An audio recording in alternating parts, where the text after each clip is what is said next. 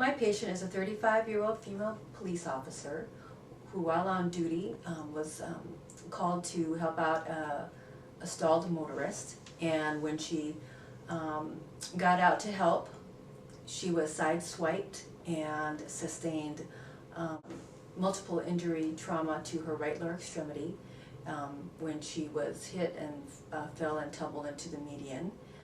Some of the injuries that she suffered was a fracture of the right femoral neck, ACL and MCL tears of her knee, and severe high lateral ankle sprain. On the day of the accident, she underwent open reduction internal fixation of the femur, and about a week later, she had arthroscopic surgery for ACL repair of her knee. She wore a walking boot for the first 6 weeks and has not been using it for the last 2 weeks. She has no complications with healing. She's otherwise healthy and fit. She's not taking any pain medications other than over-the-counter NSAIDs, and her femur is completely healed. She currently has limitations of hip extension, abduction, and internal rotation reduced by 50%, knee flexion limitations reduced by 25%, decreased medial and inferior glides of the patellofemoral joint. She has limitations in her ankle, dorsal and plantar flexion, and eversion reduced by 50%. And she was released for outpatient therapy, and she came into the clinic using crutches with orders to progress to full weight bearing, full range of motion, and strengthening of bilateral lower extremities. And she anticipates a return to full duty in 3 months. This patient has limitations at her hip, and so in abduction, internal rotation, and so we're going to address that using some mobilizations at her hip. For the first mobilization, addressing her tightness at her hip abduction. And so we're going to do a hip gapping. Limitation at her knee, about range of a little bit more than 90 degrees. So I'm going to be supporting her knee here, and hand placement will be lower down here at her medial thigh, and I'm going to be applying a pressure outwards to address the abduction, decrease of range of motion.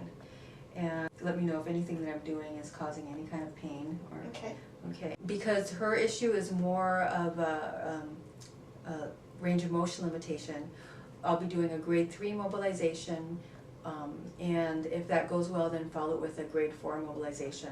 Assess the range that you have in your hip, okay?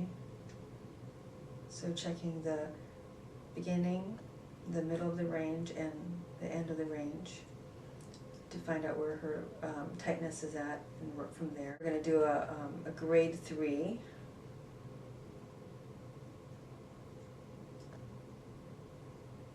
And then feels okay? Mm-hmm. Okay, so I'm going to progress to a grade 4 mobilization. I'm going to move to the end of the range, and then I'm going to do some pulses right there.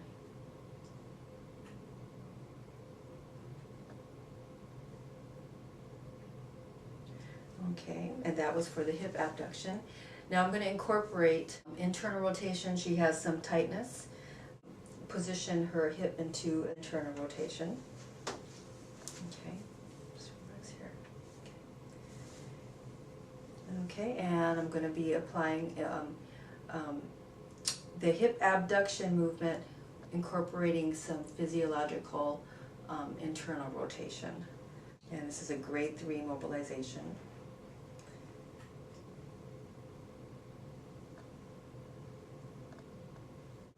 And then for a grade 4, I'm going to keep her hip internally rotated and going to do like the pulsing.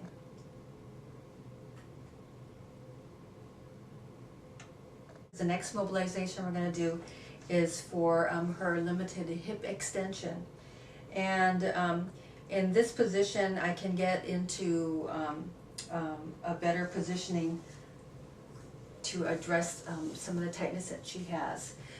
Now I'm using a friend's plinth that is not adjustable height, and so in order to get a better position, I'm actually standing on a stable surface, a footstool.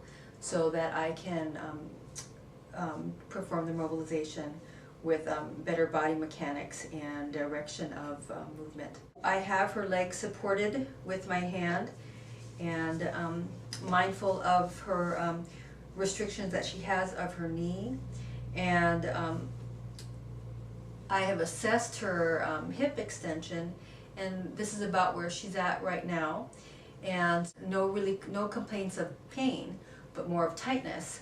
I'm going to move her into her her limited range, and going to be performing a grade 3, and then if that's okay, then a grade 4 mobilization of her hip. So I'm supported here at her knee, and my hand placement here is just going to be around the gluteal fold line, and I'm going to be applying pressure down just to kind of find where her range is at and where her tightness is. And so a grade 3 is going to be larger amplitudes into the tightness, and then a grade 4 going to get to her range of tightness near the end range, and I'm going to do pulses of a smaller amplitude. And I just want to point out that I'm trying to apply pressure using my body weight versus just pushing with my arm, and I don't want to use my back. For the next mobilization, I'm going to be addressing the limitation of flexion that she has in her knee.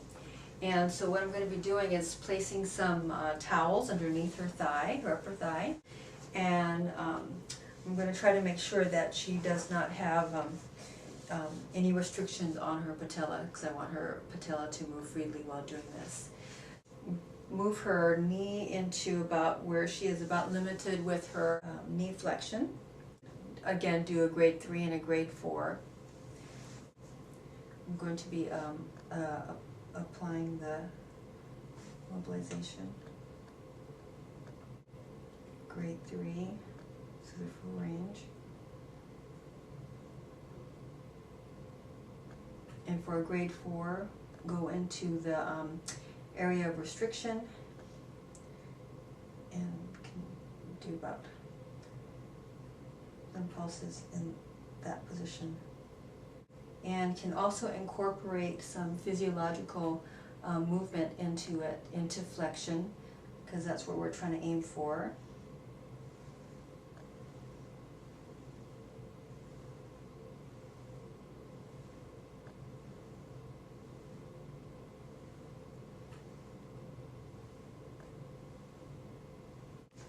For this next mobilization, we're going to be addressing the tightness and limitations that she has at her patellofemoral joint. And the patient has decreased medial and inferior glides, and so we're going to be addressing that. So what I'm going to be doing is kind of checking, what her mobility is like at her patella. And actually, my patient demo has some tightness and limitation in her inferior glide, and she actually had a patellar tendonitis at one time.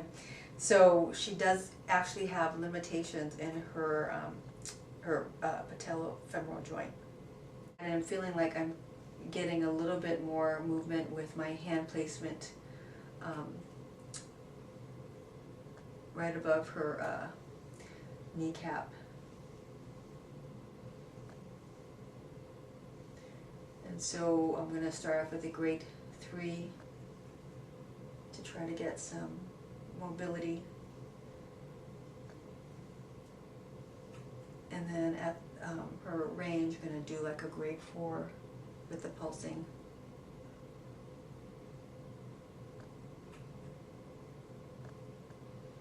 For the next mobilization, I'm going to address some of the limitation that she has with her medial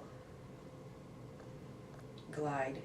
And again, Becky actually does have some tightness going on in here. And so what I'm going to be doing is using my thumbs, I'm going to place it at the lateral edge of her patella and Just going to be kind of checking and seeing what her movement, the patellar gliding movement is like. Just let me know if anything that I do causes pain. Okay. So for the, I'm going to do with the a grade 3 mobilization.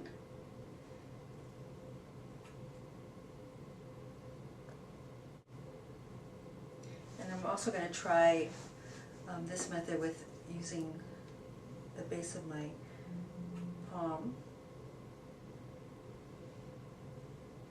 So I'm kind of stabilizing her thigh with my upper hand and applying pressure in a medial glide, medial direction. And so with the grade 4 mobilization, I'm going to find that end range and then pulse into there.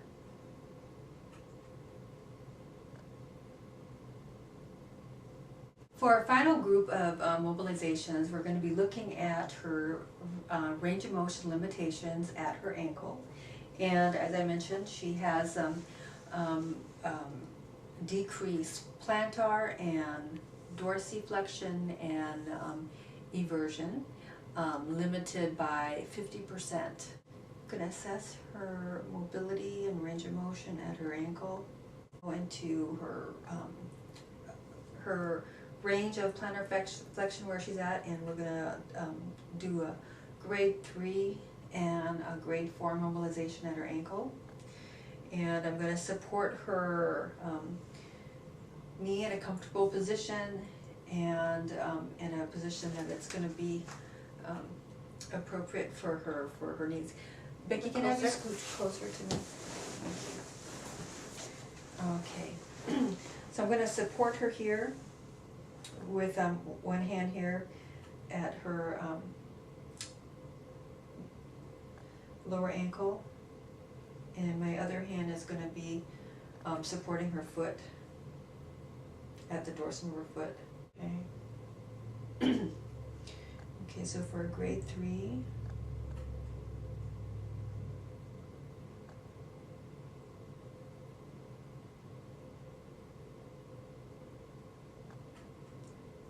and grade 4, find that end range and then do small amplitude pulses.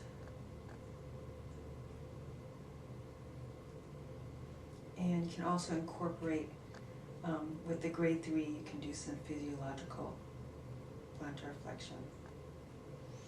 Okay. For dorsiflexion, I'm going to go into as much range as she has in dorsiflexion.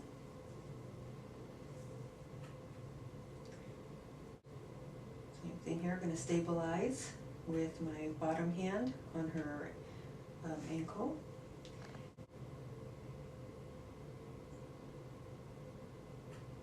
Okay, and then finding her end range, and we're going to do some grade 4 mobilizations.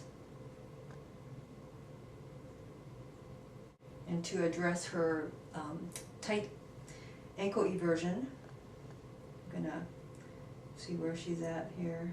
So I've got dorsiflexion and eversion going on here.